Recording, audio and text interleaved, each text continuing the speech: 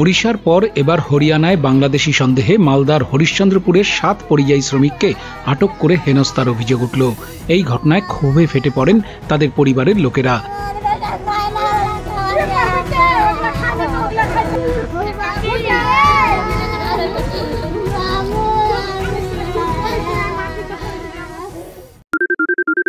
সোনাক্ষী, মশলা কোথায়?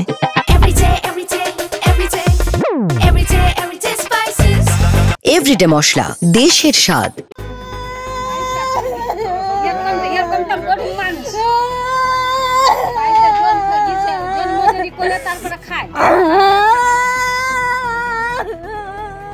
স্থানীয় এবং প্রশাসন সূত্রে জানা গেছে, হরিশ্চন্দ্রপুরের রাঙ্গাইপুর ঠাকুরটোলা এলাকার আজমল হোসেন, লোকমান আলী, উসমান আলী, মনিরুল ইসলাম, সাদিকুল ইসলাম, পসেন দাস ও অভিজিৎ দাস হরিয়ানায় নির্মাণ শ্রমিকের কাজ করতেন। তাদের কাছে বৈধ নথিপত্র রয়েছে। অভিযোগ, তারপরও গতকাল রাতে সেখানকার পুলিশ তাদের বাংলাদেশি সন্দেহে আটক করে থানায় নিয়ে যায়। ডিটেনশন ক্যাম্পে রেখে তাদের উপর অত্যাচার করা হচ্ছে বলে অভিযোগ। এদিকে আতঙ্কে রাতে ঘুম উড়েছে পরিবারের লোকেদের। মুখ্যমন্ত্রীর সঙ্গে কথা বলে দ্রুত পদক্ষেপের আশ্বাস দিয়েছেন স্থানীয় বিধায়ক তথা রাজ্যের প্রতিমন্ত্রী তাজমুল হোসেন। যদিও বিজেপির দক্ষিণ মালদার সাংগঠনিক সম্পাদক অজয় গঙ্গোপাধ্যায়ের দাবি, তৃণমূল ব্যাপক সংখ্যায় অনুপ্রবেশকারীদের জায়গা দিয়েছে, যারা শুধু বিজেপি শাসিত না, অন্য রাজ্য থেকেও গ্রেপ্তার হচ্ছে। তাদের মধ্যে কখনো বাংলার কিছু মানুষকে হেনস্থার শিকার হতে হচ্ছে। এর দায় তৃণমূলের। এই প্রসঙ্গে হরিশ্চন্দ্রপুর 1-এর বিডিও সৌমেন মণ্ডল জানান, আমরা জেলা প্রশাসনের মাধ্যমে যোগাযোগ করার চেষ্টা করছি। এই পাড়া থেকে কতজন গেছিল? এই পাড়াতে 7 জন গেছে।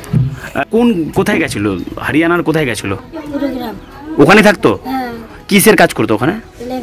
লেবারি কাজ করতো। বললো কি রে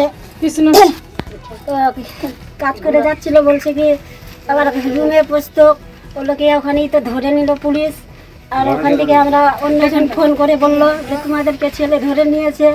তখন চলে গেলো আমাদের ছেলেকে নিয়ে। বাংলাদেশে আছে, আমরা ডকুমেন্ট সবই দিচ্ছি, কিছু মানছে না ওরা। ডকুমেন্ট দিয়েছিল? হ্যাঁ দিচ্ছিল না। হ্যাঁ মারধরও করেছে। হ্যাঁ কাল থেকে রাত্রে দিয়েছে। আমরা এখন ছেলে চাই।